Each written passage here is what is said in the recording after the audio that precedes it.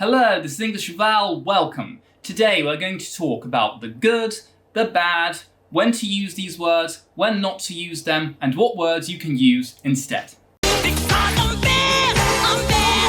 coconut wood is very good. That's bad for you. The words good and bad are usually very basic vocabulary, not something that speaks volume about your professionalism, nor that would give you a good mark in a test or an exam like the IELTS, for instance.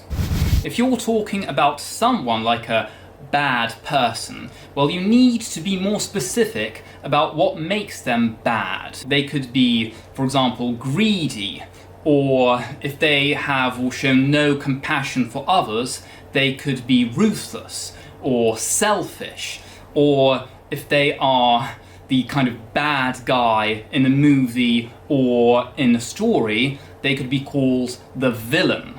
Or if they enjoy causing harm to others, they could be called a bully. If someone is not pleasant to be around, you could say that they are toxic. Here's the archetypal, appalling medieval nobleman. Greedy, ambitious, lacking in judgment, unstable.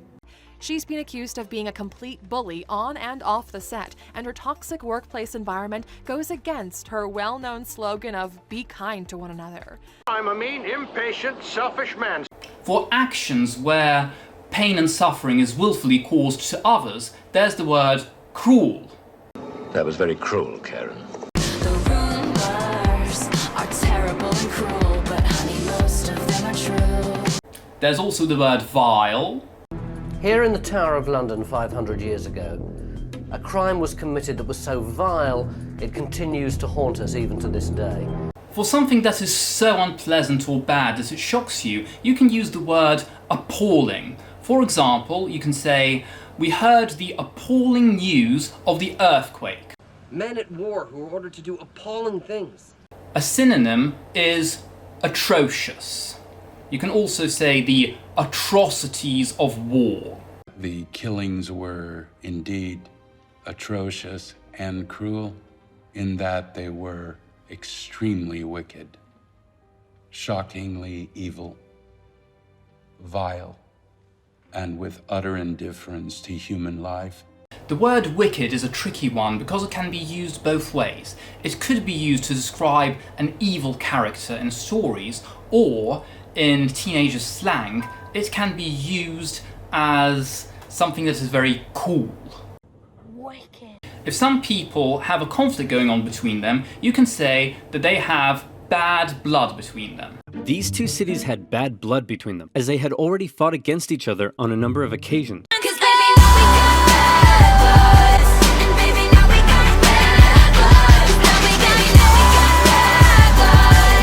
For something surprising that makes you feel approval, there's the word amazing. That was amazing! Something very impressive and sometimes frightening can be called awesome. It's just awesome, the power of these things.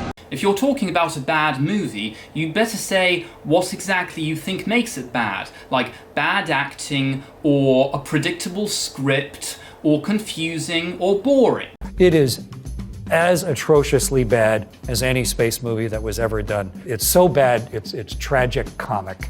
She's gonna blow him away! Bad acting is bad. If there's been a physical attack, accident, or injury so bad that people are shocked when they see it or hear about it, you can describe it as horrific. The brutal reality of war and civilian casualties is horrific enough. The damage inside was horrific.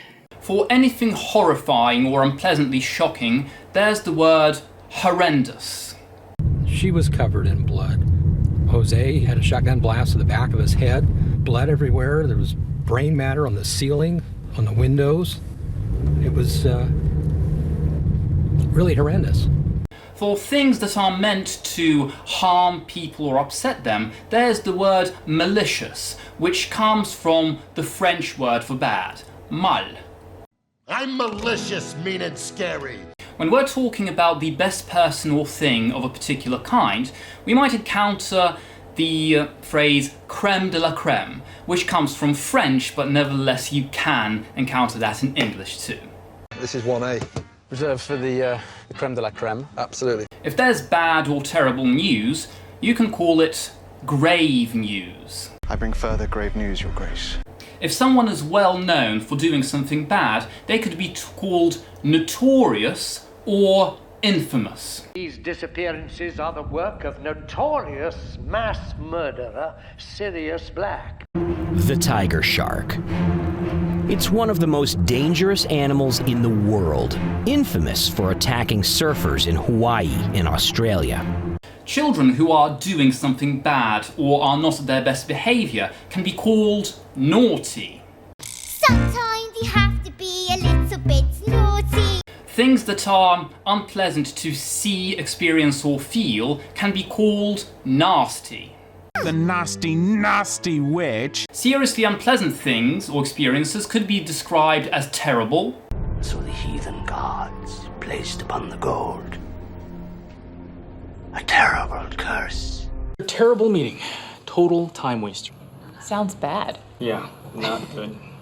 And for such meetings, there's the idiom train wreck. For something that is harmful or damaging, you can use the words devastating or detrimental. Inflation is bad, but you know what's more devastating than inflation? Is deflation. For situations that are bad because there is no order, there's the word mess. One big modern mess. If there's nothing wrong with something or someone, we can use the word perfect. Well, you're in perfect condition. For something that is done or made perfectly without any mistakes, you can say that it is flawless, meaning without a single flaw.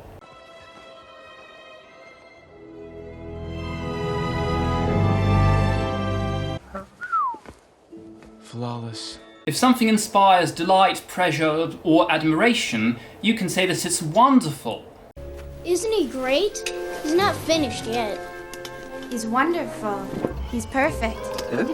Perfect? What a wonderful word. To emphasize that you like something a lot or you think that it is very good, you can use the word fabulous.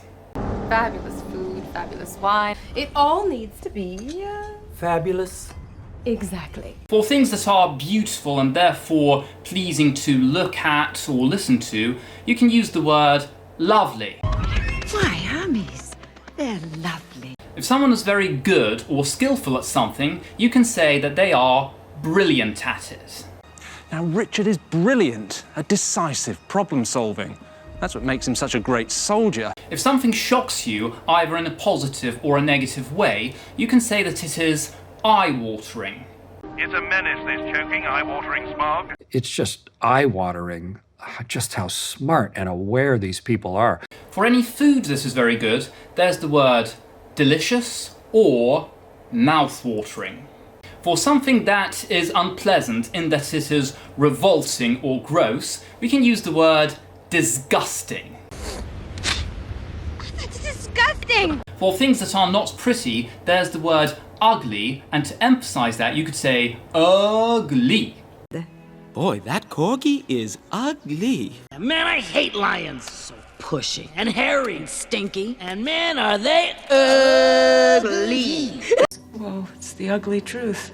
You can say that something is awful if you don't think that it looks very good. You look awful. You might hear the word good in the song For He's a Jolly Good Fellow, which is used to congratulate people on something. He's a jolly good fellow, and so say all of us. And that's our video for today. Thank you very much for watching, and please don't forget to hit that like button for the YouTube algorithm. It really helps the channel out a lot.